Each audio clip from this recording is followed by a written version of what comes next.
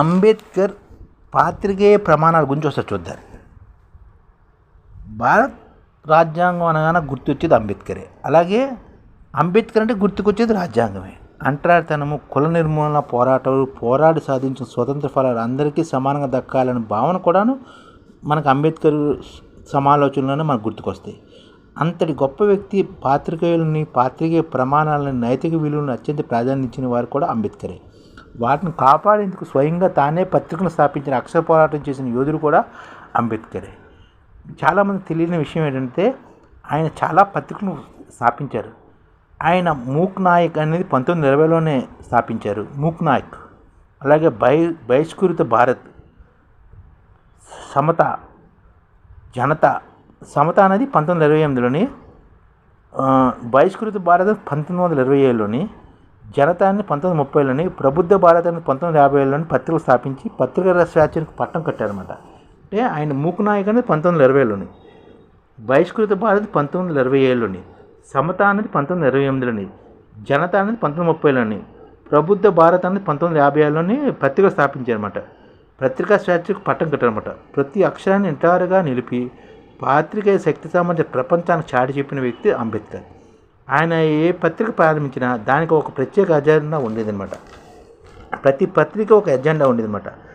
ఆరంభ సంచికలోనే తానెందుకు, ఎవరి కోసం సదరు పత్రికను ప్రారంభించారో తెలియజేసేవారు. దేశంలో విపరీతంగా పెరిగిపోతున్న కుల వివక్ష, అంటరానితనాన్ని తక్కువ ప్రభావితం చేశాయని, అంటే తనని ఎక్కువగా ప్రభావితం చేసిన అంటరానితన, కుల వివక్షని తన బహిష్కృతి భారత్ పత్రిక లక్ష్యాలుగా వివరిస్తూ ఆయన చెప్పినమాట. అంటే బహిష్కృత భారత్ యొక్క లక్ష్యం ఏంటంటే దేశంలో విపరీతంగా పెరిగిపోతున్న కుల వివక్ష, అంటరానితనం తగ్గించడానికి బహిష్కృత భారత్ పత్రిక లక్ష్యంగా పనిచేస్తుంది. తొలి సంచికలోనే సంతకపు సంపాదకీయం అంటే సైన్ ఎడిటోరియల్ రాశారనమాట. చైతన్యపరచడం ద్వారానే ప్రజల కథలకు తీసుకురావడం సాధ్యమవుతుంది. దాన్ని సాధించడం కోసం ప్రబుద్ధ భారత్ పత్రిక ప్రారంభించామని ఆరంభ సంచికలు పాత్రికేయ సంపాదకం ద్వారా అజెండా జరిగింది. అంటే ఇది ప్రబుద్ధ భారత్ సంచిక లక్ష్యం ఏంటంటే చైతన్యం తీసుకుని రావడం. అలాగే అంబేద్కర్ స్థాపించిన పత్రికల అగ్రస్థానం మూక్ నాయక్ దే. 100 ఏళ్ళ చరిత్రకు సాక్ష్యంగా నిలిచిన ఈ మధ్యన అక్షర సంబరాలు జరుపుకున్న ఈ పత్రిక జర్నలిజాన్ని కొత్త పొంకలు తొక్కిందని చెప్పాలన్నమాట. ఇది మూక్ నాయక్ అనే పత్రిక. ఇది 100 ఏళ్ళు పూర్తి చేసుకుంది. 1920లో ఏర్పడింది. 100 ఏళ్ళు పూర్తి చేసుకుంది.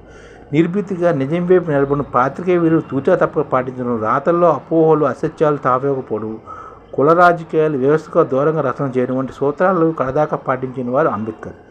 చాలా మటుకు భారతీయ పత్రికలు ఏకపక్షంగా రాస్తున్నాయని, కేవలం ఒక వర్గం తాలూకు అభిష్టానికి అనుగుణంగా రాస్తున్నాయని, కొన్నిసార్లు ఊహాజనిత వార్తలను వండి వారుస్తున్నాయని కూడా దిగిపెట్టారు అంబేద్కర్. రాజ్యాంగ రూపశిల్పిగా, కేంద్ర మంత్రిగా, ఉత్తరం పార్లమెంటరీగా పేరు పొందిన తనపైనే అవాకులు చవాకులు పేర్లను తనను కలిచివేసిందని, అందువల్లనే తాను పత్రిక ప్రారంభించి సంకల్పించినట్టు తన సంపాదకులు పేర్కొన్నారు. పెద్దలకు అనుకూలంగాను, పేదలకు, బడుగు వర్గాల వ్యతిరేకంగా పత్రికలు కొనసాగిన ప్రజాస్వామ్య పెను ప్రమాదమని హెచ్చరించిన వ్యక్తి అంబేద్కర్. వెనుకబాటుతనానికి ఆర్థిక అంశాలు ద్వితీయ స్థానంలో ఉండగా సామాజిక అంశాలు ప్రథమ స్థానంలో ఉన్నాయని అంబేద్కర్ నిశ్చితాభిప్రాయం. తదనుగుణంగా రాజ్యాంగ రూపకల్పనలో సామాజిక రిజర్వేషన్ ప్రాధాన్యం ఇచ్చినట్లు తన రచనలో స్పష్టం చేశారు. పేదరికము, నిస్సహాయత, ఆత్మన్యూనత, వెనకబాటుతనము దాడి చేస్తున్న వల్లనే అణగారిన వర్గాల అభివృద్ధి ఫలాలు అందుకోలేకపోతున్నాయని, ఈ రుగ్మత నుంచి మెజారిటీ జనాలు విముక్తం చేయడమే తన ముందున్న లక్ష్యమని తన పత్రికల్లో పదే ప్రస్తావించేవారు అంబేద్కర్.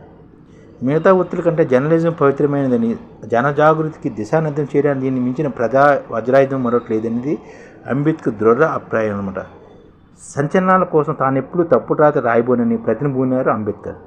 పాత్రికేయునికి నైతిక బాధ్యత ఆయుధంగా ఉండాలన్నారు. జర్నలిజం వృత్తిని గౌరవించేవారు కనీసం ఆయన ప్రమాణాలను పాటించాలని ఈ మహానాయులు మనం అందరూ నివాళించనమాట. అంబేద్కర్ ఒక తాత్వికుడు, ఒక మేధావి, అనేక వైషమ్యాలు సమన్వయపరిచిన వాడు. అంబేద్కర్ ప్రపంచ తత్వవేత్తలందరినీ అధ్యయనం చేశారు. గ్రీక్ ఫిలాసఫీలో ముఖ్యంగా సోక్రటీస్ ప్రశ్న ఆయన్ను ఆకర్షించింది. ప్లేటో ఆదర్శ రాజ్య భవన నిర్మాణ దక్షత ఆయన స్వీకరించారు.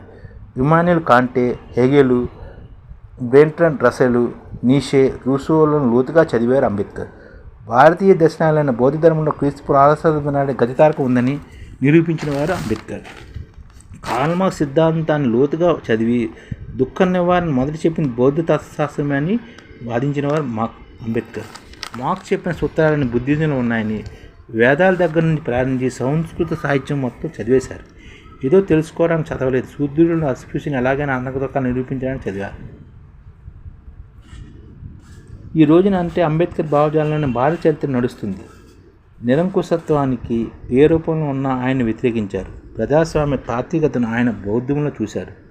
బౌద్ధ తాత్విక దృక్పథంతోనే భారత రాజ్యాంగం రాయగలిగారు. అలాగే జాన్ డ్యూయి శిష్యుడిగా ఆయనది ప్రజాస్వామిక చైతన్యం. ప్రజల జీవన వ్యవస్థలో ఉండే వర్ణ కుల మూఢ ఆచార భావనకు ప్రత్యామ్నాయ భావజాలాన్ని రూపొందించడానికి జాన్ డ్యూయి భావనను స్వీకరించారు అంబేద్కర్. డ్యూయి కొలంబియా యూనివర్సిటీలో అంబేద్కర్ పరిశోధనకు గైడ్గా ఉండేవారు. జాన్ డ్యూయి ఆయన విస్తృతమైన అధ్యయనం ఆయన భారతీయ పునర్కర్తగా అంబేద్కర్ని తయారు చేసింది. ఈ క్రమంలో ఆయన భారతీయ దార్శనికులు మహాత్మా ఫులే, సావిత్రిబాయి ఫులే విద్యా విప్లవ నూతన రాజకీయ ప్రత్యామ్నాయ ప్రభావితం చేశారు. ఆయన రాజకీయ ఉద్యమం సిద్ధాంత బలంగా ఉంది. పునర్నిర్మాణంలో ప్రణాళిక ఉంది. అంబేద్కర్ స్థాపించిన ఇండియన్ లేబర్ పార్టీ 1937లో బొంబాయి ప్రెసిడెన్సీలో కాంగ్రెస్కు ప్రతిష్టమైన ప్రతిపక్షంగా వ్యవహరించింది. అంతేకాకుండా ఇండియన్ లేబర్ పార్టీని విస్తృతపరచాలని ఉద్దేశంతో 1942 జూలైలో all India schedule caste federation కూడా స్థాపించారు అంబేద్కర్. దళితులు సామాజిక ఆర్థిక హక్కులను సాధించడానికి వారికి రాజకీయ అధికారం కావాలని ప్రబోధించిన వారు అంబేద్కర్. భారతీయులైన ప్రతివాడు ఆర్థిక సాంఘిక స్వతంత్రాలు పొందాలని నొక్కి చెప్పి ఒక్కానించారు. ప్రతి మనిషిని నిర్భయతో కూడిన స్వేచ్ఛ సాధించడం ప్రభుత్వ బాధ్యత అన్నారు. దళితులు బహుజనుల బానిస భావన వదిలించుకోవాలని, జ్ఞానమే శక్తియుతమైన మనిషి ప్రతి జీవన రంగంలో విజ్ఞానమే ముందుంటుందని గుర్తించిన వ్యక్తి అంబేద్కర్.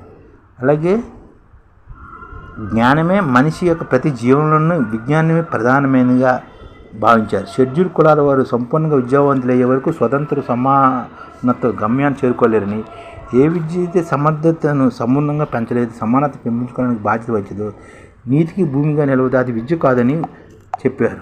విద్య అనేది మానవ సంక్షేమ రక్షణగా, బహుళ ప్రయోజనకారిగా, సమతానురాక మూలస్థానంగా ఉండాలని నొక్కి ఒక్కానించారు.